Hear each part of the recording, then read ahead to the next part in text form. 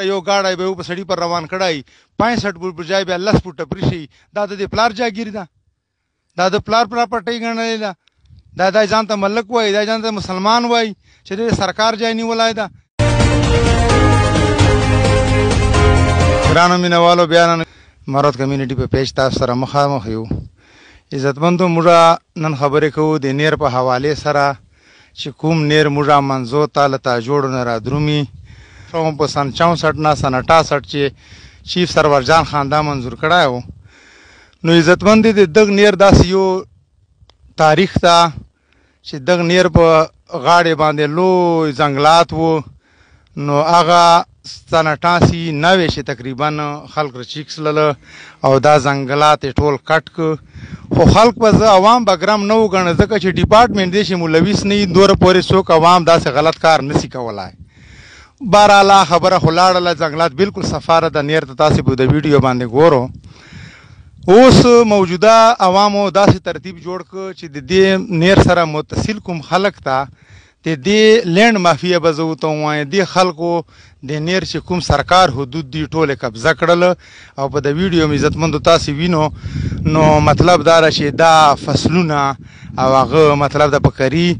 او ځان د سرکار جاګیره ځان ته وګاڼو چې دا مردا لان کې داسې نه ده عزتمندو کای قرآن او د حدیث پر رڼا شو ته وګورئ نو د دې نیر او د سرکار جینی ولن وای علما وای چې یاره په وی ذریعہ باندې سلويش بجل مون نه کیږي نو دا خو مطلب دا چې د دل منځونه نه کیږي ځکه چې د سرکار ځای قبضه کوي جاګیری غني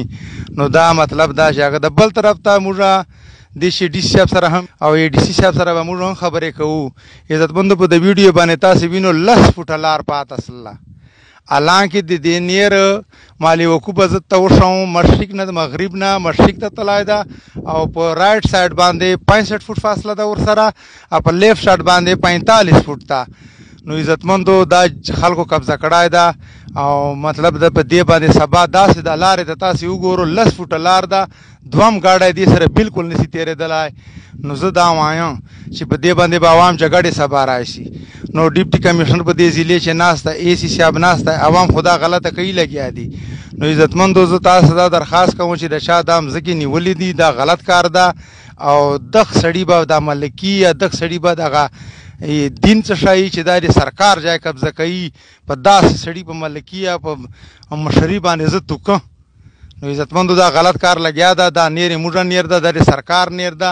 او د سرکار په جایداد جاگیر چې د هر سړي حق ته او دا حق ته څوک نه قبضه کوي او موږ مراد کمیونټي به هر حال چې د دې خبره پته کوو ا د ډیپټي کمشنري کې تری سمبيار پورې به دا خبره کوو موږ پټ نو عزتمندو موږ په دا میډیا باندې تاسو وینو روزانه موږ به دا خبره با منظر عام باندې راولو چې هغه شي عوام سره ډایرک دي چې تنازعات راځنومي ګوره یو گاډی به په سړی پر روان کړای 65 فوټ پر ځای به 10 فوټه پرشي دا د پلار جاګیر ده دا د پلار پراپرټي ګڼل ده دا ځان ته ملک وای دا ځان ته مسلمان وای چې د سرکار ځای نیولای ده دا څومره ظلم او جبر ده په دې قوم باندې او په ځان باندې نو عزتمند موږ ضلع له ډیپټي کمشنر نه خالی نه ده ډیپټي کمشنر لري ای ډي سی صاحب لري سرکار ستاده او ځان نه د څوک د سرکار ځای خپل جاګیر نه غني او نه د سړی دومره معتبر ځان نه جوړي ګوره تاسو د ویډیو باندې وینو فصلونه دي ټاچ وسره سبب باران وسی د خلک څه کوي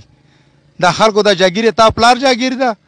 that is not property of you دا د پبلک پراپرټي ده د ګورنمنت پراپرټي ده نو دا مقبضه کوو نو عزتمندو یقینا خبره ده چې موږ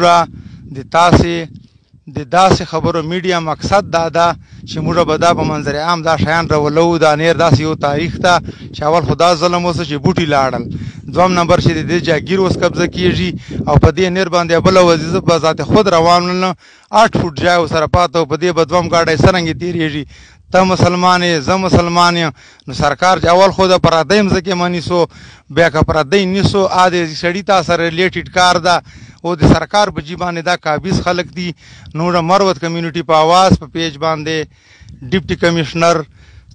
ټول ادارو ته موږ دا درخواست کوو چې د دې نیر په باره کې ډنډر واخلي افسوس ته سید ظفر علي شاه صاحب ډیپټي کمشنر لکی مروت صاحب کا دالته نستره کړی تا بدلی دلی وړله چې دا ساز قبضه کوای اسلا کني اسلا قبضه کوای نو عزتمند موږ یو درخواست عوامو ته کوو چې خپل کوم حدود دي